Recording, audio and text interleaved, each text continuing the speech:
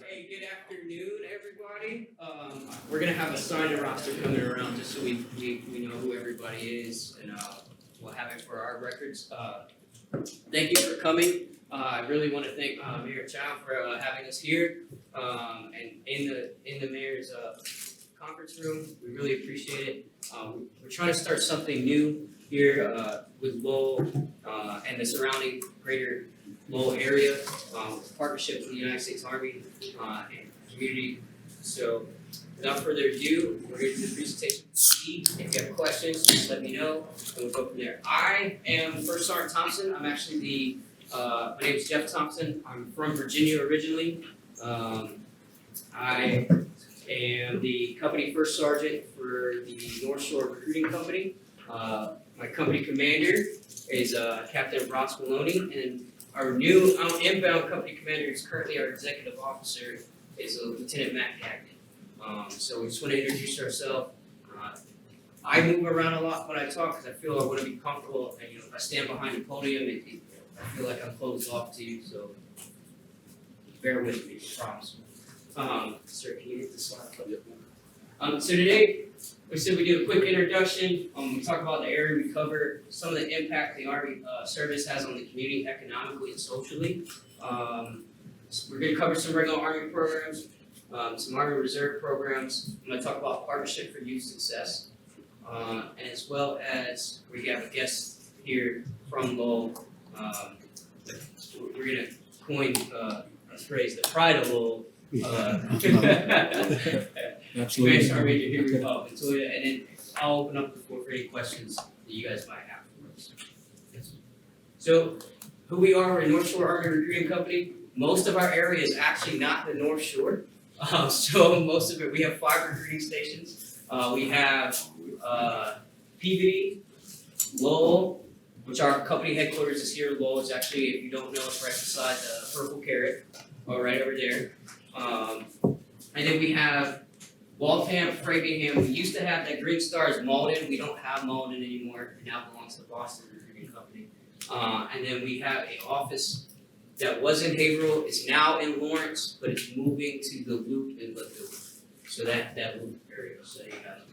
So we cover all of northeastern Massachusetts, going all the way to Leominster, going up to southeastern New Hampshire, and all the way down into the Waltham, Woburn, surrounding Boston area.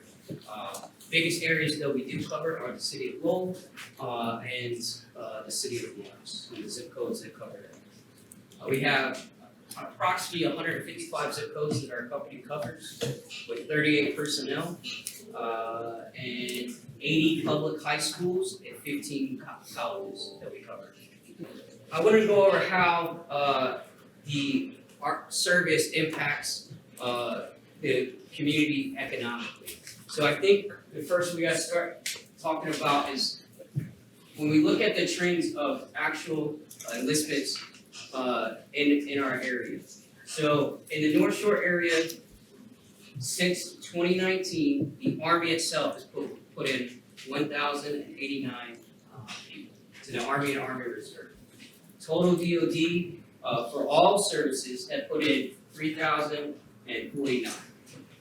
I highlighted, and that's through month 5 of our fiscal year. So our fiscal year started 1 October, and that's through the 5th month of the fiscal year. I highlighted fiscal year 21 and 22 in yellow because I wanted to show everyone the drop in enlistments for the area in that year. That was almost almost 300 drop in actual people that have signed up to join any branch of the service.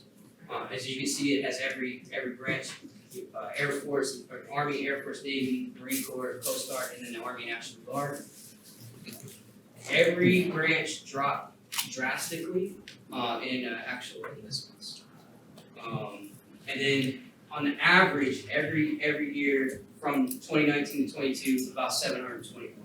That means over time, our average is going to start going down as a whole. And how does that impact everyone in the room? How does that impact the community? So, a lot of people don't know, a large portion of your veterans return to their hometown after completing their service. Many of you are in the room that completed your service are from this area, from your hometown. You came back. And statistically, it's usually most people that serve their first term of service, so anywhere from 3 to 6 years. They get out, they come back, and they generally come home. It's usually the retirees that don't necessarily come home right away because we've been around the world and we start picking where we want to go and all this stuff. So, family starts getting a little bit further apart, their age, we might not come back to the hometown. But generally speaking, most service members go to their hometown where they were raised when they get out. Of that, I'm going to jump to the bottom bullet. 48% of all veterans tend to find a job or a place of employment within 6 months from leaving the service.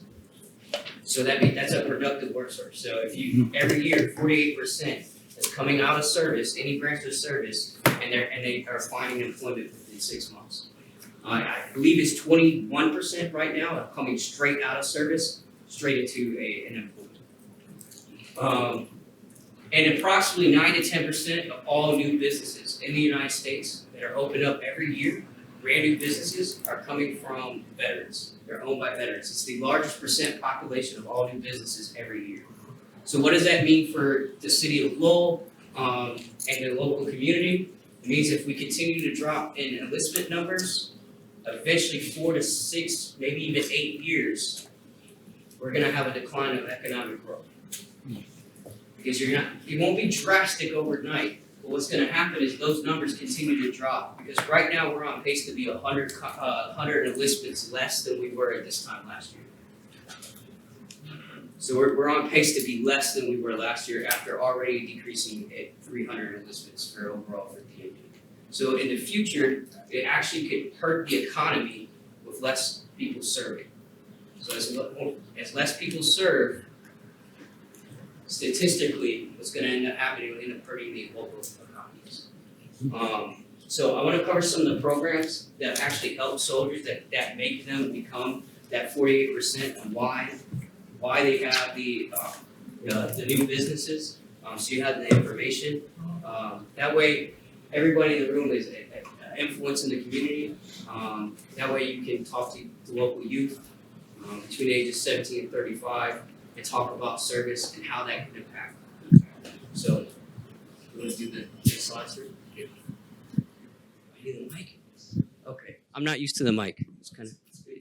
It's being recorded. Okay, I'm not used to the mic. I feel special. Can they hear me? Actually hear me on it? Or? Okay, that's fine. I'll do the mic.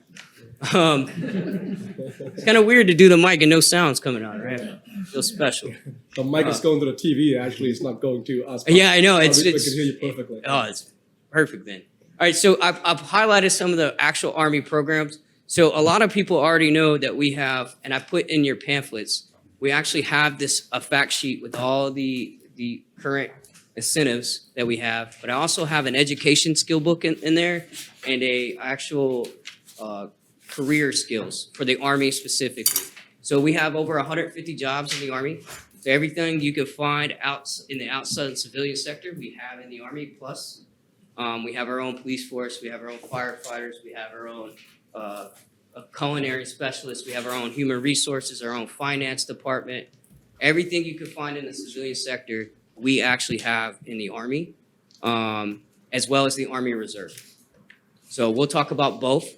Regular Army, all it is your active duty service. That is your maybe a 3-year enlistment, because you can do as little as 2 years in the United States Army, or you can serve up to 6 under one enlistment contract.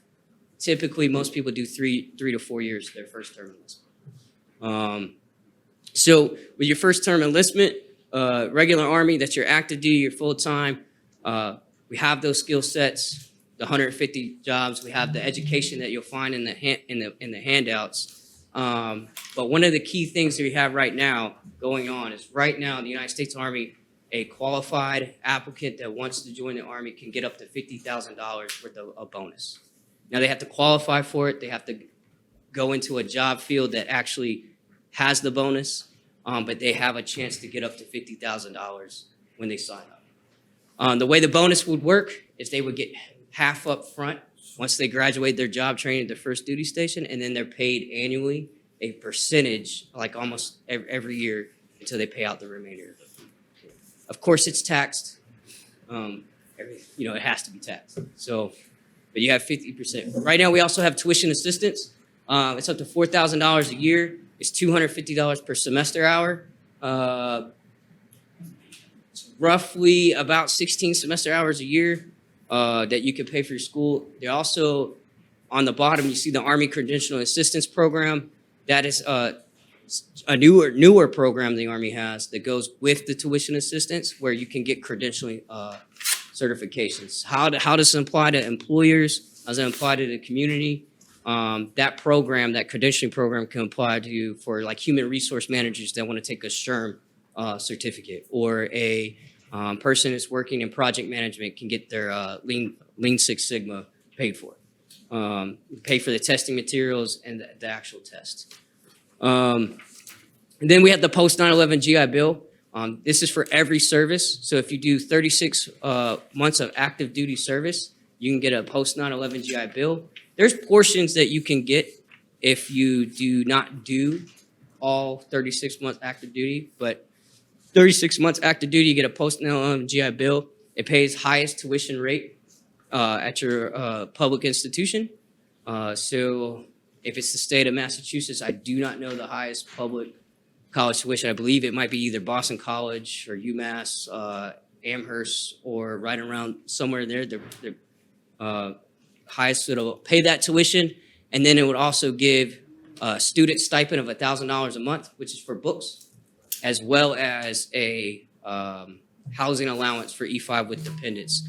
In the Lowell area, that is roughly $2,800. So if they're going to UMass Lowell, they're probably going to get about $2,800 a month for just a housing allowance, as well as their education. On the reserve side of the house, which is a part-time, your Army Reserve is 1 weekend out of the month, so a Saturday and Sunday, sometimes a Friday, but it's usually Saturday and Sunday, and then 2 weeks generally in the summer. They call that annual training, so it's part-time. Those are generally 6-year commitments because it's part-time, so it doesn't quite add up to 3 years active duty. So it's a part-time commitment. Right now, you can receive up to a $20,000 bonus, as well as tuition assistance, just like the active duty, the credentialing program, but the GI Bill for the reserve is slightly different. They receive $407 a month for 36 academic months, which equates to 4 years on the academic months. One semester, generally speaking, is 4 academic months towards your GI Bill status. So it ends up being roughly 4 years of actual college. So they get $407 a month. That money is paid to them. So if they get any other, the post 9/11 is paid to the school. The $407 for the reserve GI Bill is paid to the actual student. So if they have other scholarships and grants, they keep the money themselves. The money's paid to them. It totals right around $13,000. So those are the key insights to the newest incentives we have on top of the skill training in career fields that we have. Next slide, sir. All right, so another thing that we have many veterans in the room that know about some of these programs already, but a lot of the programs we have coincide. So in the Army and other branches of service, you have, for transitioning soldiers, we have the Transition Assistant Program. We call it TAP. I've personally been through TAP. It's a great comprehensive program that goes anywhere from explaining your education benefits, how to write a job resume, helping you with the job resume, financial budgeting, and interview skills. There's also employment workshops where you do more of that, as well as entrepreneur workshops known as Boots to Business. That program actually coordinates with veterans during their transition process. They're teaching them how to do business plans, how to file for the Small Business Administration loans that are available to them. Outside of service, and you can use the VA home loan. I've personally done it inside service. You have the VA home loan. How does that impact the community? That actually can bring more residents to purchase homes here in the city of Lowell. So the VA home loan is you put no money down. It's unlike a FHA loan, there's no PMI. You do not have to pay private mortgage insurance to the loan. You put no money down. Right now, it's uncapped. Uncapped on the amount you can loan. That's going to be based on you personally, your credit, and the lender that you choose. Basically, the Department of Veterans Affairs is not necessarily backing your loan per se, but it's securing that loan. So it's a secure debt for the lender institution. So for the lender, you're more of a safe bet than someone else. So typically, most people put anywhere from 20 to 30% down on their first home, which right now I believe the housing market's right around 400,000 to 700,000 here in the area. I could be a little off with my math, but that's quite a bit of money coming down versus they serve, get out of the Army after 3 years, they can purchase their home.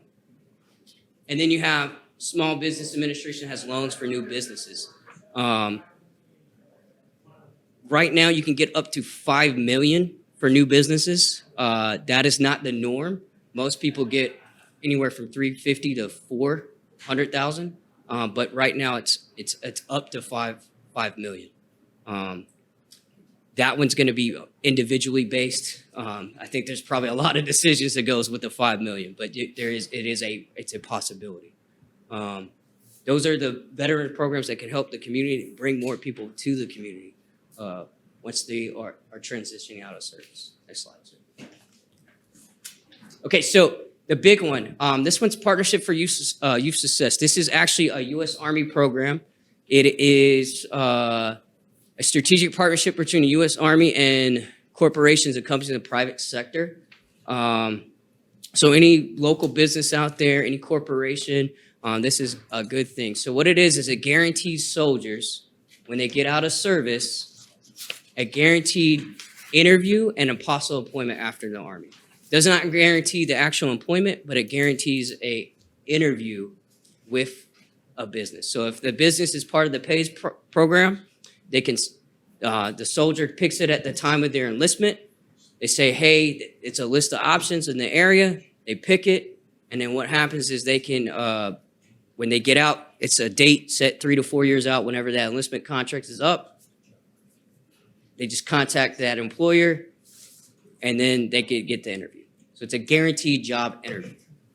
That's part of the reason why some of the success rate of soldiers getting out, that 48%, are actually getting employment, because as they're signing up, they're signing up for a Partnership for Youth Success. A lot of times we try to link them with it could be any business, they can choose it, but a lot of times we try to link them with the Army job field that they're going to, with the business that they're doing. So next slide, sir. So the qualifications, generally speaking, you look for someone, it could be any size business, but generally speaking, it's usually someone that has 500 employees or more. But it can be it could be smaller companies. But generally speaking, most of the business, you have large businesses. You have, I believe there's a testimonial slide in here that shows some of the testimonies that you can see at armypays.com.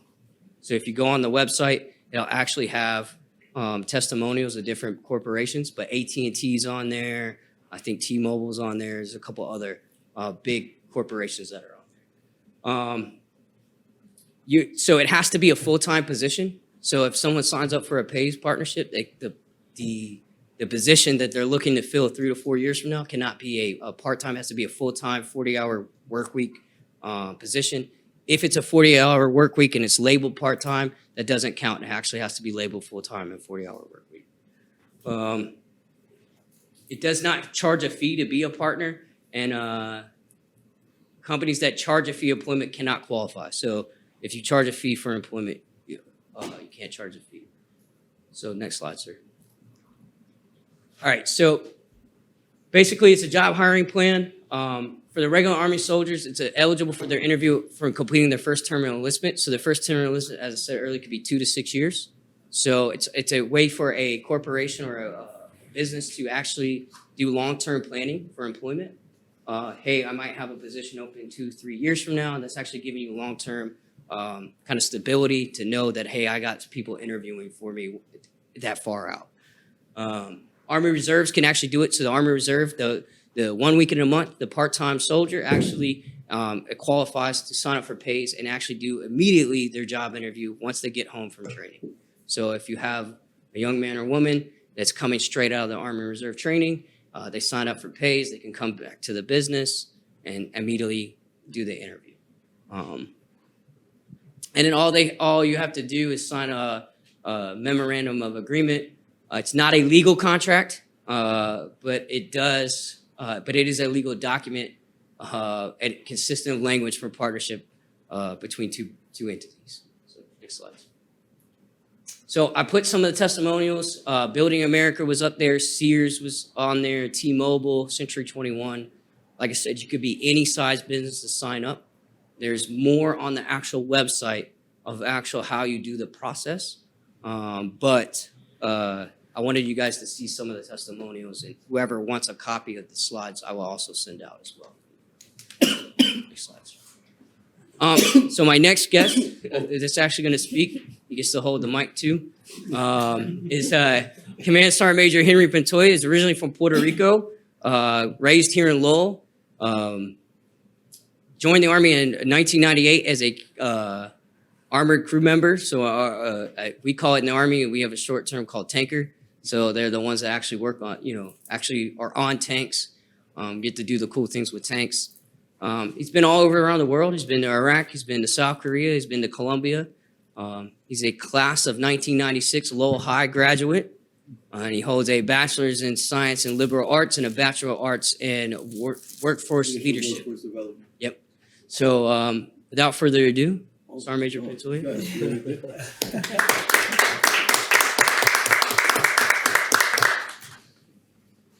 Thank you. Shout first of all, hey, it's an honor to be here, sir. Every time I come here, your hospitality is amazing. I appreciate you. I appreciate everybody that's here. Mr. Kevin, thank you once again. So I guess we'll talk about my life. My family migrated to Lowell in 1988, from Puerto Rico. One of my uncles was living in Lowell, and he came home for Christmas and talked to my mom about moving to Lowell. My mom definitely moved to Lowell. We started Chauncey Terrace projects, moved to Grand Street. From Grand Street, ended up here in Salem Street in the Acre section. Grew up to a Lowell high school system. My first school was the Barnum, Pawtucketville, Robinson, Arts Magdon, and eventually graduated from Lowell High in 1996. Most important thing, trying to build something better for myself and for my family. That's why one of the things I box here in Lowell. I started boxing. Boxing gave me some discipline structure. A guy by the name of Mr. David Ortiz, he was my boxing coach. He taught me about that discipline aspect of life and also how to achieve more. I was walking with my mom one day, right over there at the light by the bank from her doctor appointment. My mom has chronic arthritis. And we walked from an appointment, the recruiter stopped me and started talking to me. I knew the recruiter because I was in the ROTC program. He started talking to me. We talked, we discussed it, and one of my friends was there with me. And we both decided to enlist in the Army. He didn't end up joining. I ended up leaving shipping. And joining the Army, it was rough at first, coming from a kid from Puerto Rico, from Lowell. My first duty station happened to be California. When the guy told me California, I was like, oh, Hollywood, LA. It wasn't. It was the Mojave Desert. And it was hot. Hot. I called my mom that day. I had a calling card, because back then we had to use payphones. And I called my mom, like, Mom, this is hot here. I think I have made it to the worst place on earth. And so I ended up there.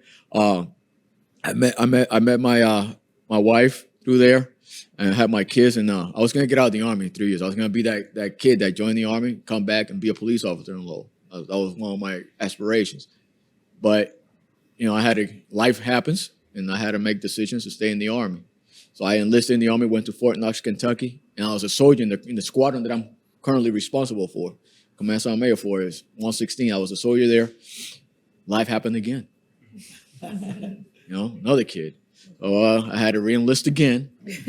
And this time I re-enlisted to Fort Stewart, Georgia, right after September 11, Went to Fort Stewart, Georgia. Ended up being in the invasion of Iraq in March 2003. I'll never forget that day. We're coming up on 20 years this year. You know, ended up going to Fort Stewart, invaded Iraq, came back, went back to Iraq for my second tour as a tank commander. I was a gunner on the tank. Second time I was a tank commander. You know, came back from that deployment and went to the best job that I have ever held and saw how you impact people. I was a drill sergeant. I was like to be a drill sergeant.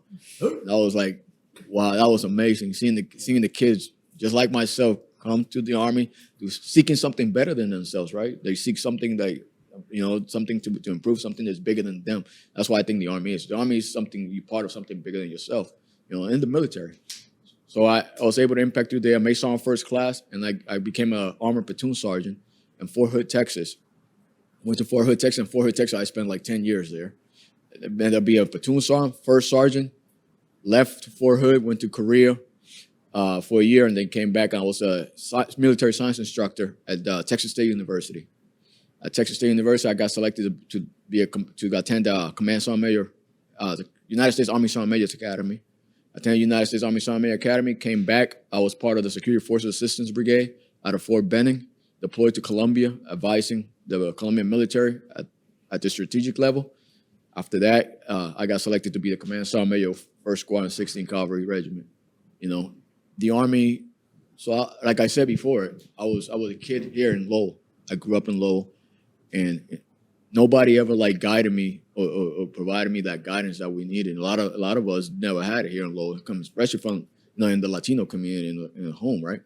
And I talked to the recruiter, and after that, life has taken its role. It has guided me. I have benefited from the Army.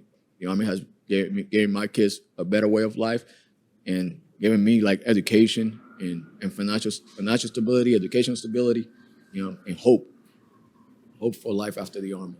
But if you guys got any questions, I'm here to answer your questions. One thing I want to cover before it's too late. So the Army has gotten way better at taking care of our veterans. We have, or taking care or preparing that individual for life after the Army, right? So the Career Skills Program is a program where now every kid that comes, so I'm the senior enlisted advisor of my squadron. My commander is the one to sign stuff, sign the paper, right? So every kid that comes, that's going to do 3 years in the Army and comes to my office with a Career Skills Program application, I make sure he signs it, because that kid goes 6 months before he gets out of the Army. He's able to go get a CDL.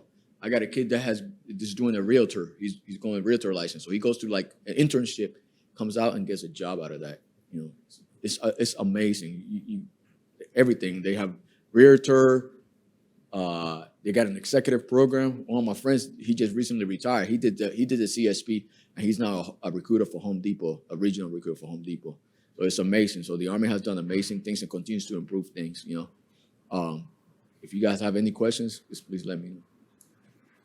So, I'm gonna grab this microphone here because I think this is the only way that get our voice recorded to the LTC program. If you could pass around the microphone if anybody want to make comments or questions. First of all, thank you, Commander Sergeant Major, for being here, Lowell City Hall today to present your life story. And you are absolutely the pride of Lowell. I'm very, very honored to have you. And you have such an amazing and inspiring life story. All the streets that you mentioned in Lowell, I am very familiar with them, from Shaughnessy Terrace to Grand Avenue to Salem.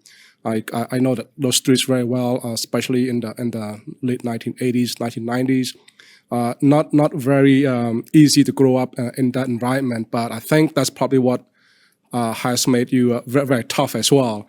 I was wondering if you could comment, how has your life experience when you were a child all the way to your high school years, how has that shaped you to making the decision to join the Army? Life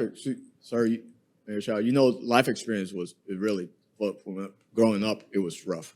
Growing up, my dad, he's no longer here in Lowell anymore. He's in Puerto Rico now, and my dad became part of this the life, if you want to call it, right? So seeing that and seeing everybody else and a lot of my friends go through those struggles, like that's what kind of shaped me, like to be a better person for myself and probably touch somebody else, impact somebody else from here to be a better, to just seek better. Because there's a lot of hope. There's a lot of potential, you know. And one of the things I always tell a kid, I come from Lowell, has really shaped me to be where I am today. Why is that? Because Lowell is one of the most diverse communities. I've been in all over the world, but Lowell is the most diverse and connected community that I've been to. It's so connected. Like, you know, you have Latinos, you have Cambodians, right? Laotians, right? Brazilians. You want to know this? Portuguese, right? It's amazing how this country is so diverse and how they're connected no matter what. And that's what, you know, when I'm able to talk to kids from all different shapes of background, all different ethnicities, and they come talking to me, I'm like, I could relate to you. They're like, why? I come from Lowell, Lowell, Massachusetts. They're like, where's Lowell? I'm like, in Massachusetts, a city right outside of Boston, and it's diverse. Like, really? Yes. And around African Americans, Caucasians, every ethnicity I have been around. I have been able to relate. My friends are all different ethnicities from Lowell. So it is. And one of the things I want to tell you, sir, like everything you're doing, I follow you on social media, and you're doing an amazing job. Like Dominican Day, the other day, you had the Dominican parade, the Puerto Rican parade. I was here. You know, you had the African American celebration. The other day, you had another thing, a gala not too long ago, and you're there. You're present. You know, a leader that's present it matters, right? Because presence provides, you know, the things we need as a leader, and I appreciate you for that. I mean, you invited us to your home today. This is your home. Thank you so much. Thank you for your kind words, and vice versa. I'm very honored and very proud of your accomplishment as well. And just one more message: if you have any message to the families or the kids out there who are watching later on this program, what has been your experience been like in the Army that has made you very successful?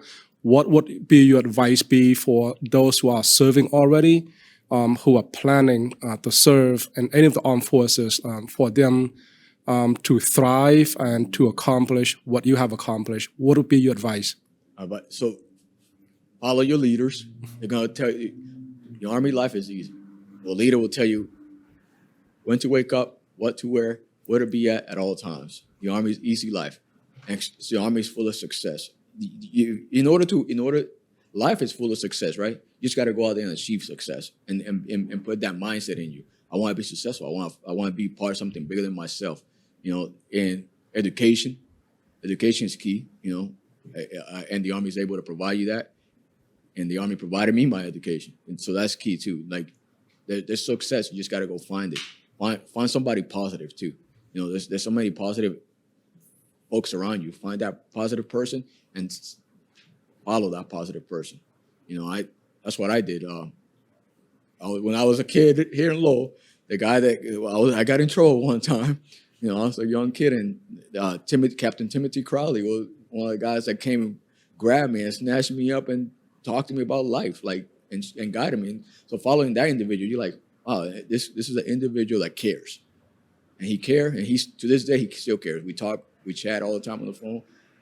I seek guidance from him all the time, you know. And then my military mentor, you know, the guy, when I first got to Fort Knox in 2000, he's the guy I follow. He's my mentor. He's positive, and he's the positive influence that I have, you know.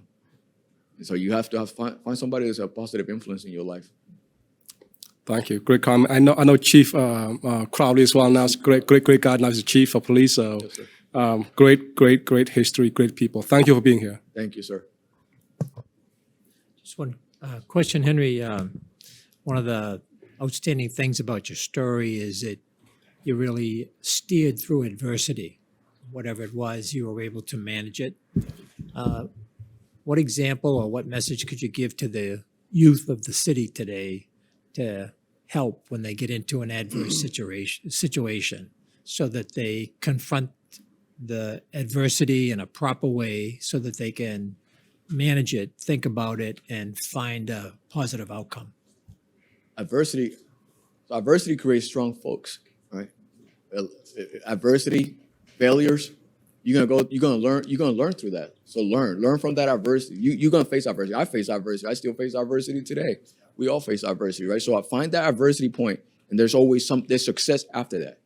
A failure is a lesson. Each problem that you face in life is a lesson. You're gonna learn from that lesson. Don't think it's the end and it's all over, because it's not. It's always something better for you, and it's a lesson that you being brought a lesson so you can learn from it and move on to the next thing. We're gonna face adversity in Lowell. We're all gonna face adversity, right? I mean, there's a lot of distractions that will take us and pull us away. But there's two roads in life, right? There's a road in life that has a long curve. I tell people this all the time, right? And once you get to that curve and you get far in that curve, it's hard to come out, right? And then there's the other road in life, right? That you got speed bumps, and those are the obstacles, right? And you got to figure out how to get to that speed bump and go to the next one, and you continue on, because that's the road of life, you know. The one with the speed bumps, that's the one, because we all face adversity, we all gonna face struggles, you know. We just gotta learn from it. I appreciate you. Thank you, sir. Yeah. Mr. Melendez. Good afternoon, Sergeant Major. First, I'd like to thank the mayor for hosting. Appreciate you having us here to meet Sergeant Major. Sergeant Major, I'll tell you what, your words are inspiring.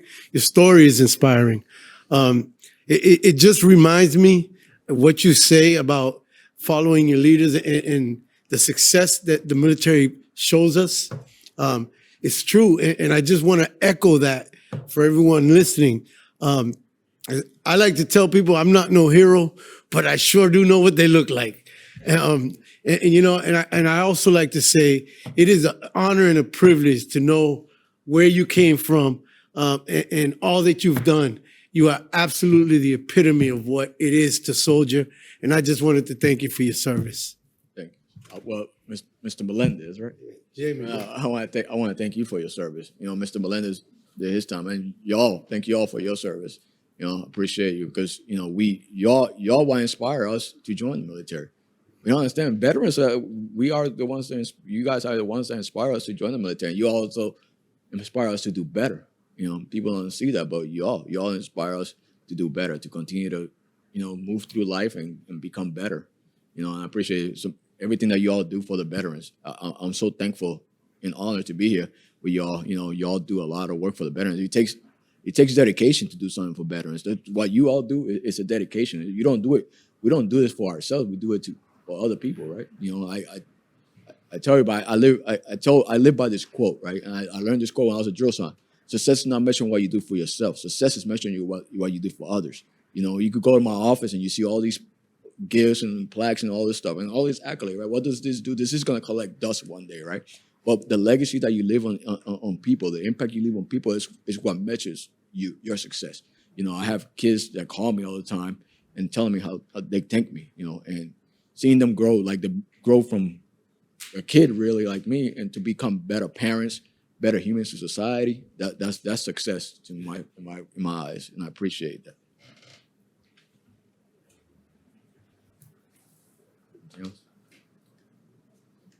All right, hey, I'll be back to the first song, but yeah, honestly, gentlemen, ma'am, I am thankful for everything you all do for us, for everything you do for the city.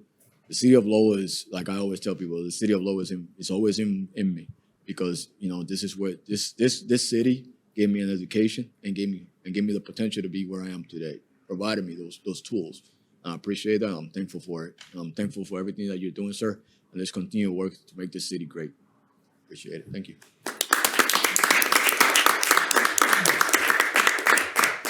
Thank you, Sergeant Major. So, is there any more questions or anything about? Does anybody have any questions for me at all? Do you have any Do you have any statistics for that program where before they sign up, they can get the interview after? And do you have any statistics as to how many actually get employed? I would have to get that through the PACE website. I do not personally have it, but I could find it. Or find the person that has the information. So, And I personally have used the VA home loan many times. I've refinanced. I was the king in early on in 2008. The interest rates were high for my wife and I, and then as they came down, I refinanced. It seemed like every year. And then if you have a disability, you don't get charged the financing fee. So It's a that's great all. program. I personally use the home loan as well. Does Massachusetts disabled veterans, do they pay property taxes in Massachusetts? Or is it low?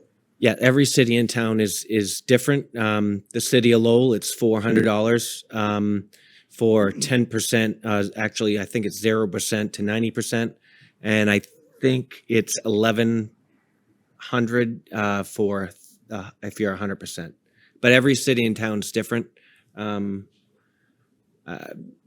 Same thing with in every state. Everybody does their own thing. Is there any more questions? If there are no other comments or questions, I just have a quick comment, maybe a question in it. But first of all, I want to thank you, First Sergeant Thompson, for organizing this luncheon with all the veterans, and I want to thank all the veterans and all the leaders for being here this afternoon. And the person who just spoke is Eric Lamarche. Didn't mention your name. Eric here is the Veterans Commission with the City of Lowell. And I really thankful, our representative from Lawrence, from Haverhill, and from all the region who are here for this luncheon. So thank you for putting this together. It's very, very important that we have this type of meeting and this type of partnership with the city and with the armed services. As you know, Lowell has had a great history of serving our country.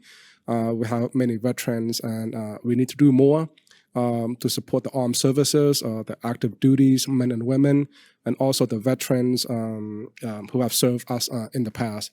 I just want to make maybe a comment and question on your recent presentation. If you could comment more about, because I think it's exciting, or it's very, very interesting that about 10% of new businesses are found by veterans. I mean, that's great. As you know, the economy, the local economy, and the U.S. economy, the backbones of the community is really the small businesses. So it's really great to have this tremendous statistic that about 10% are owned by veterans. And the second thing too, this separate. You had mentioned about 48% of the veterans find employment within 6 months after active duty. I'm wondering, about the other 52%. Do they find employment later, or they decide to return back to the service, or does the number decline if it's longer than 6 months before they find employment? I think that would be helpful to many leaders to figure out what happened with the other 52% in the future. Thank you. Absolutely. Thank you, sir. Mr. Mayor, thank you for having us, for hosting us today. Absolutely. So the 48%, I'll start with that. So the other statistic is just eventually, I don't think it's ever 100%, but what it is it just over time, more and more percent to getting towards 100 actually do find employment. I just found it, when I was looking at the statistics, I found 48% within the first 6 months to me is actually outstanding, that big of a percentage right out the gate. And I believe it's 22% right now that's right, like day one out of service, they're already working because of the skill barriers program, which is the internship program, and other transition programs.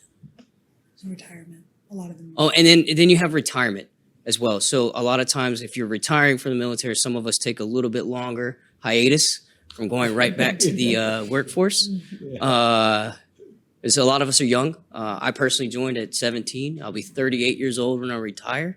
I think it's way too young to have a hiatus. But I might take a month or so just to get used to. You need to have a hiatus. I need a You need a hiatus. Oh, I need a hiatus. So a little vacation period. So that's part of the statistic. But generally speaking, it's about 48%, and then it gradually gets up to I think it's like 80% or 90%. I don't think it's ever going to be 100, but because you have people that have never returned. If they invested money right and retired and have enough, they might not return. So the 9 to 10% new business. So the 9 to 10% new business. The 9% was the average for 2021. That was one of the latest statistics. And then there's a new statistics out that's 10%. These are coming from like the Pew Research Institute and some other institutes about new business.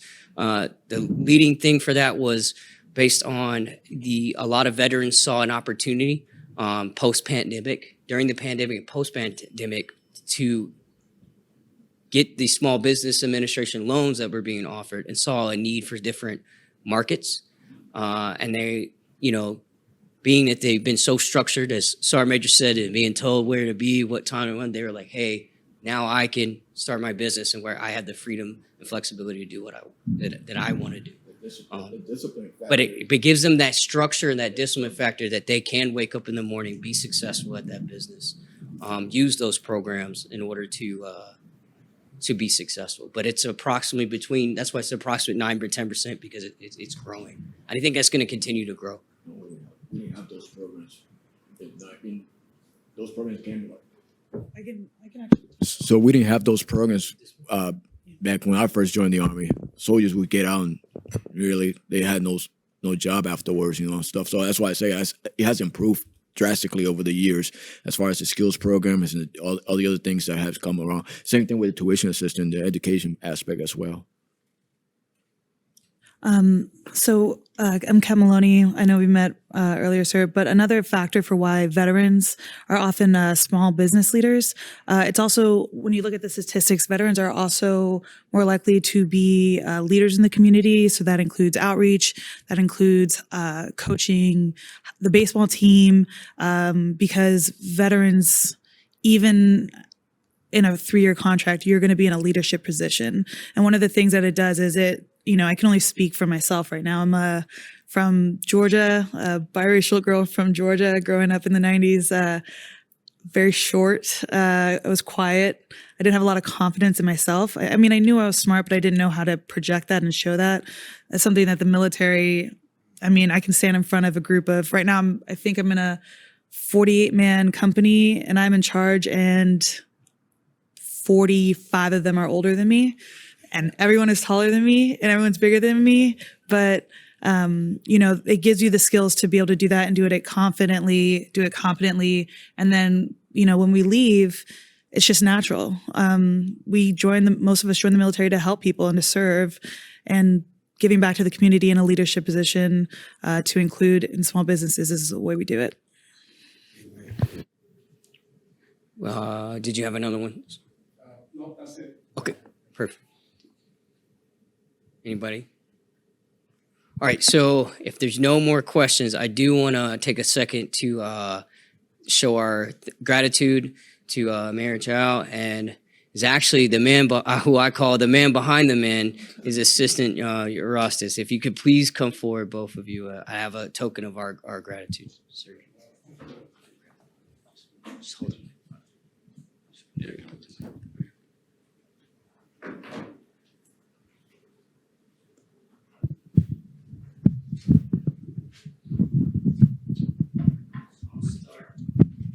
I'll start with this. I have 2 things. Let's do this first. So we have our certificate. It's this will be both of you. Has your name on it. It's an honorary Army recruiter. So it reads, both their names is hereby appointed to the position of honorary recruiter of the United States Army. This appointment is a recognition of the outstanding contribution to the Army's recruitment effort by the above-named individual. The United States Army takes pride in its history of service to the nation. It also takes great pride in the citizens of this nation that unselfishly contributed to their support. As a representative of the United States Army, it gives me great pleasure to bestow this honor on this day, March 7th, in the year of 2023. In this time. So I have one for you, sir. and I have more, so just don't worry.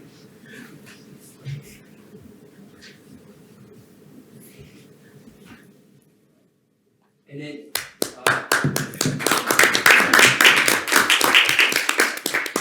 so I'd also like to give the mayor a plaque for his support. Since I've been here almost 2.5 years, and I have seen the difference in the city. I have seen how much you have given back, how much you do for us. And we at the North Shore Army Recruiting Company, the United States Army, want to thank you for everything you've done. We have a plaque for you, sir. So your support. And then, the mayor Okay, so this is for your Russ. This is a certificate of appreciation. Being a company first started, we're the person behind the person. The commander is like our mayor. So I understand the levels and lengths that he goes through each and every day. It's been our point of contact here at the mayor's office, and I just really want to highlight how great of a person he is and all the work that he does. And very lucky to have him, just like the city of Lowell is very lucky to have him. So it's a great team. We're glad to see him. So thank you. I'll say a few words, and thank you for acknowledging my assistant ambassador. He's great.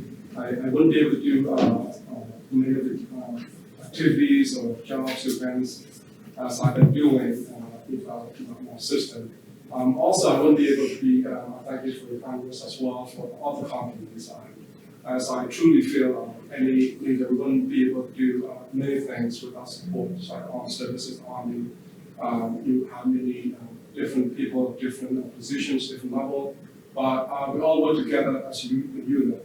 The reason we can do great things in the present because of our past accomplishments, because of our past achievements, the leadership from the past, contribute to what we do now, and hopefully what we're doing are a role model for the future generations, and that's my hope as well.